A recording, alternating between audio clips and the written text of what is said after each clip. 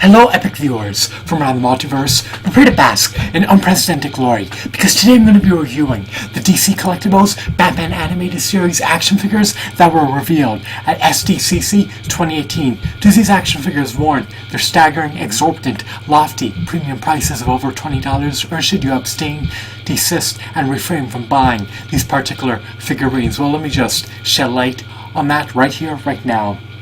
In my objective opinion, I would deem these action figures to be meritorious and worthwhile in all facets. They have high quality hues, paint applications, aesthetics, sculpts, designs, details, texture, shadings, and they have ample points of articulation in all the requisite areas. These action figures are phenomenal. My only gripe appertaining to these figures is that they're dainty and fragile. In other words, their joints can easily become severed. So, even though they have tremendous latitude for dynamic posability, they should be relegated to their stands. They should be stationed on their stands.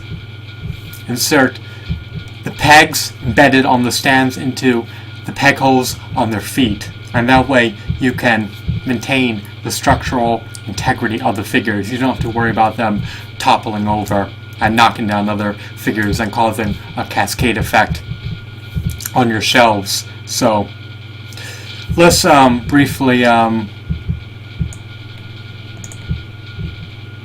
delve into further depths. Let me just shed light on the figures within the line that are slated to be released. So we have a new variant of Two-Face, followed by Grey Ghost, Hardak, Scarecrow, and then we have the Bat Psycho with another variant of Batman. Now, I'm not too enthralled about getting another version of Two-Face. There have been so many iterations of him in action figure form, and he looks akin to other variants of the figure. I would have preferred if he were donning a more exquisite, majestic, divine outfit, but he's wearing his typical run-of-the-mill attire. So if he had a classic outfit that was a throwback to the 1970s, the 1980s, or even earlier, that would have been preferable, rather than a 1990s or early 2000s look. So the style of the outfit is indeed epic, but there's nothing really new here with this Two-Face figure, so it's definitely a pass for me. Next, we have the Grey Ghost figure. I don't believe that this character has been realized in action figure form. He's sporting a cape, a hat, a mask. These figures seem to come with interchangeable hands, which is always ideal. They seemingly all possess interchangeable hands. If they all don't, then that would have been a missed opportunity on DC Collectibles' end. But they presumably do, since the majority, if not all, the figures in the DC Collectibles Batman Animated Series line come bundled with interchangeable hands and a stand. But I love the fact that this character is being realized in action figure form, even though his status or his identity is enigmatic from my perspective. I'm presuming he's a supervillain. And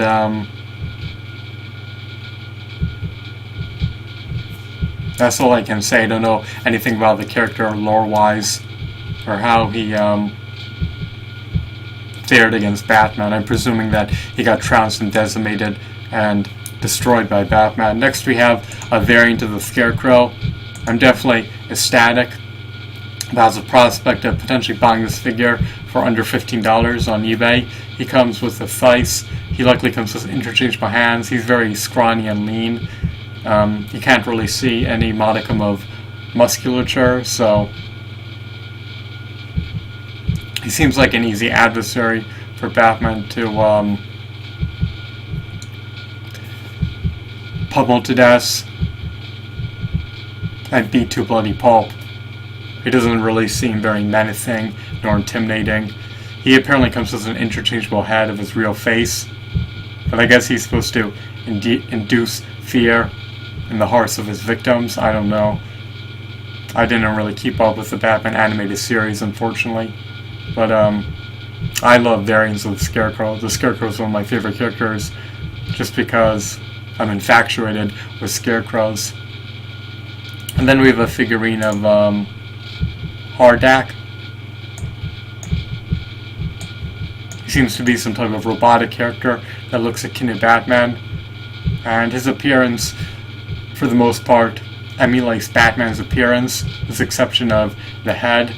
So he's some type of android that is donning Batman attire. And it's kind of like having a cybernetic or android Batman. So it's definitely a cool, nifty figure. I don't think he's ever been forged in action figure form. So I love how these characters emulate their comic book counterparts, and I love how they're being materialized in action figure form. So you get to expand your Batman animated series collection, and they coincide Emily well with the 67-inch prodigious DC Comics action figure collection. So you can expand upon your DC multiverse by adding these action figures to your stellar, ineffably epic action figure collection. And then of course we have the Bat Cycle as well as another variant of Batman. I'm not too surprised. I'm not really flabbergasted nor awed. I expected them to release more variants of Batman. It's unique how his cape looks like it's blowing in the wind. Can Batman survive the turbulent winds? Of course he can. He's practically impervious to damage. He possesses divine powers. He has the power of wealth, affluence, clout, and of course super strength, stamina, and he can go toe-to-toe against divine, celestial, multi-dimensional beings who overpower him. He utilizes his wits to trounce his adversaries and ascertain their weaknesses. So I'm not too much of a fan of collecting vehicles simply because I don't have the space. Yes, they're epic, and yes, they're a novelty, and yes, they blend in well with an action figure collection, but if you're confined to a very finite amount of space for your displays, then you likely don't want to deplete your finite space with displaying vehicles over action figures. Vehicles can be burly and bulky, and if your display space is not spacious, then you should neglect to add vehicles to it. In terms of this Batman figure, he seems to have a comic-esque design. He looks a bit jejune and immature relative to the older versions of Bruce Wayne. And his visage is more of a neutral, vacant expression. I prefer when he looks a bit more solemn, stern, and serious, so he doesn't really look like he's poised for battle. He looks like he's oblivious to what's going on and in the blizzard, and he doesn't truly embody the essence of Batman. In other words, there's no Batman-oriented personality emanating out of this figure. This Batman usually looks enraged,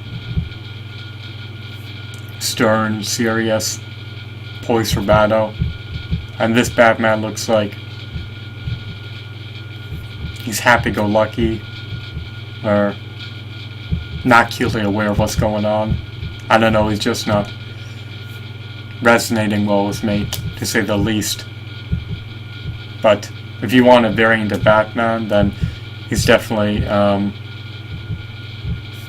decent figure. So overall, as a totality, considering you're likely going to have to succumb to paying well over $120, I'm presuming that each figure is going to retail for $20 plus sales tax, and that the variant of Batman is Bat Psycho, it's likely going to retail for at least $40 or $50. So if this acquisition for all these 5 figures plus a Bat Psycho is going to be over $150 when you factor in the sales tax, that state's levy, then it seems like an abysmal purchasing decision. However, if you were to exude prudence and buy them on eBay when they plummet and plunge in price, because in my opinion they're overvalued at over $20, then this purchase definitely warrants your finite fiat currency, to say the least, or your finite monetary assets. But if we disclude the let me just revamp that. Yeah, if we omit the vehicle and the variant of Batman, and we just look at these 4 figures for $80 plus tax as a whole, as an aggregate, I'd have to rate these reveals of these figures based on their retail prices to be an 8 out of 10. My only issue here is that they're fragile and dainty, and it would have been nice if their joints were a bit more sturdy, and if they had a bit more structural integrity, because their joints can snap easily and their appendages can easily become severed, so you have to treat them gingerly with the utmost care. But since I'm reviewing all the reveals, if I were to not omit the Bat Cycle and the variant of Batman, I still think that the price point is too high, so that's going to cause my overall rating to decrease from 8 out of 10 to 7 out of 10, with me being generous. The variant of Batman is nice, but it's nothing new, it's nothing spectacular.